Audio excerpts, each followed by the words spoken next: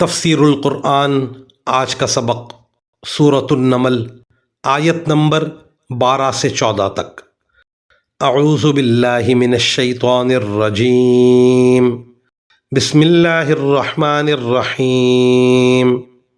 وَأَدْخِلْ يَدَكَ فِي جَيْبِكَ تَخْرُجْ بَيْضَاءَ مِنْ غَيْرِ سُوءٍ فِي 9 آيَاتٍ إِلَى فِرْعَوْنَ وَقَوْمِهِ إِنَّهُمْ كَانُوا قَوْمًا فَاسِقِينَ۔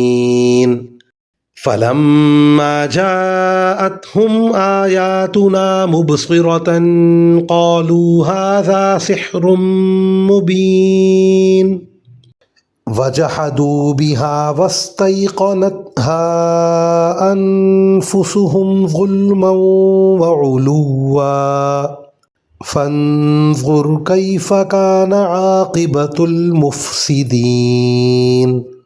ترجمہ: اور اپنا ہاتھ اپنے گریبان میں داخل کرو، وہ کسی بیماری کے بغیر سفید ہو کر نکلے گا۔ یہ دونوں باتیں ان 9 نشانیوں میں سے ہیں جو فرعون اور اس کی قوم کی طرف تمہارے ذریعے بھیجی جا رہی ہیں۔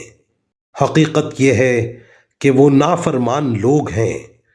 پھر ہوا یہ کہ جب ان کے پاس ہماری نشانیاں اس طرح پہنچیں کہ وہ آنکھیں کھولنے والی تھیں تو انہوں نے کہا یہ تو کھلا ہوا جادو ہے، اور اگرچہ ان کے دلوں کو ان کی سچائی کا یقین ہو چکا تھا مگر انہوں نے ظلم اور تکبر کی وجہ سے ان کا انکار کیا۔